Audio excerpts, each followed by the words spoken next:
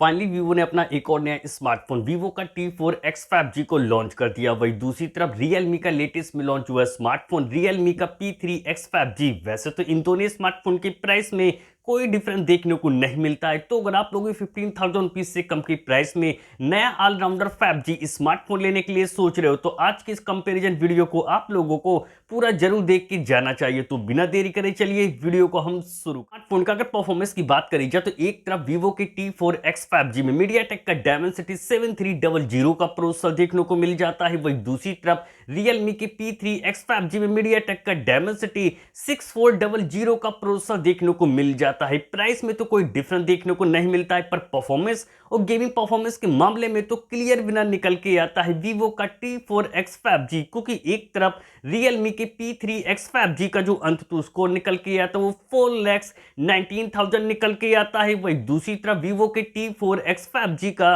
जो अंततः स्कोर निकल के आता है वो 7,07,000 निकल के आता है। अगर आप लोग भी इन दोनों में से किसी स्मार्टफोन को खासकर गेमिंग के लिए लेने के लिए सोच रहे हो तो इन दोनों स्मार्टफोन के GFX स्कोर यानी गेमिंग स्कोर को जानना बहुत ज्यादा जरूरी है। जब इन दोनों स्मार्टफोन में 30 मिनट तक गेम को प्ले किया गया तो एक तरफ वीवो के T4X 5G का जो गेमिंग स्कोर निकल के आता है वो 4,300 निकल के आता है। वही दूसरी तरफ Realme के P3X 5G का जो गेमिंग स्कोर निकल के आता है वो 2,400 निकल के आता है। तो एक बात तो क्लियर होगी, इन दोनों स्मार्टफोन की प्राइस में तो कोई डिफरेंस देखने को नहीं मिलता, पर गेमिंग परफॉर्मेंस के मामले में काफी बेस्ट आता है वीवो का T4X 5G। दोनों स्मार्टफोन का अगर डिस्प्ले सेगमेंट की बात करी जाए तो डिस्प्ले के साइज और डिस्प्ले की क्वालिटी में तो इतना डिफरेंस देखने को नहीं मिलता है, क्योंकि एक तरफ वीवो के T4X 5G में 6.72 इंच की बिग साइज की फुल HD प्लस 5 वाली IPS डिस्प्ले देखने को मिल जाती है। डिस्प्ले की अच्छी स्मूथनेस के लिए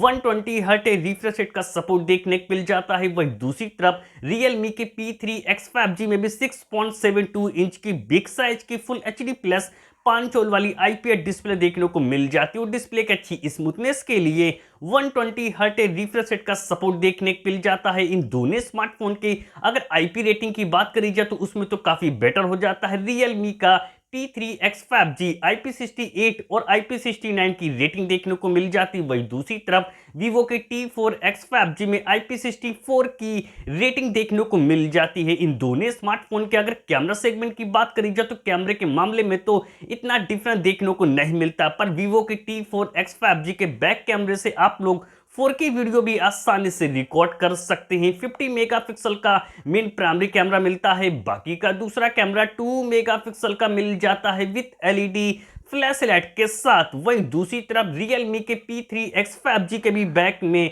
डुअल रियर कैमरा सेटअप देखने को मिल जाते हैं। 50 मेगापिक्सल का मेन प्राइमरी कैमरा मिलता है, बाकी का दूसरा कैमरा 2 मेगापिक्सल का मिल जाता है विद LED फ्लैश लाइट के साथ। पर फोन के बैक कैमरे से फुल HD वीडियो आसानी से रिकॉर्ड कर सकते हैं। 4K वीडियो रिकॉर्ड करने का ऑप्शन देखने को नहीं मिलता। इन दोनों स्मार्टफोन की जो रियल लाइफ की पिक्चर क्वालिटी निकल के आती वो लोग आप मुझे कमेंट करके बताइए कि किसकी पिक्चर क्वालिटी आप लोगों को बेटर लगी। इन दोनों स्मार्टफोन का अगर सेल्फी कैमरे की बात करी जाए तो एक तरफ वीवो के T4X 5G में भी 8 मेगापिक्सल का सेल्फी कैमरा देखने को मिल जाता है। वही दूसरी तरफ Realme के P3X 5G में भी 8 मेगापिक्सल का सेल्फी कैमरा देखने को मिल जाता है। स्टोरेज टाइप की अगर बात करी जाए तो उसमें तो काफी फास्ट आता है। वीवो का T4X 5G UFS 3.1 का स्टोरेज टाइप देखने को मिल जाता है। वही दूसरी तरफ Realme के P3X 5G में UFS 2.2 का ही स्टोरेज टाइप देखने को मिल जाता है। इन दोनों स्मार्टफोन का अगर ऑडियो जैक की बात करी जाए तो दोनों स्मार्टफोन में आप लोगों को 3.5 mm जैक का सपोर्ट देखने को नहीं मिलता। इन दोनों स्मार्टफोन के अगर बैटरी सेगमेंट की बात करी जाए तो बैटरी बैकअप के मामले में तो और भी ज्यादा बेटर हो जाता है। वीवो का T4X 5G 6500 mAh की एक बड़ी बैटरी मिल जाती है। 44 वाट की फ्लैश चार्जिंग के साथ USB Type-C पोर्ट का सपोर्ट देखने को मिल जाता है। वही दूसरी तरफ Realme के P3X 5G में 6000 mAh की एक बड़ी बैटरी मिल जाती है। 45 वाट के फास्ट चार्जिंग के साथ USB Type-C पोर्ट का सपोर्ट देखने को मिल जाता है। सिक्योरिटी फीचर के लिए दोनों स्मार्टफोन में साइड माउंटेड फिंगरप्रिंट सेंसर देखने को मिल जाते। तो अब बात करी जाए कि दोनों में से कौन सा स्मार्टफोन आप लोगों के लिए बेस्ट है। अगर आप लोग 15,000 रुपीज से कम की प्राइस में एक अच्छे गेमिंग प्रोसेसर वाला ऑलराउंडर स्मार्टफोन लेने के लिए सोच रहे हो तो मैं आप लोगों को रिकमेंड करता हूं कि आप लोग वीवो के T4X 5G को ही बाय करें।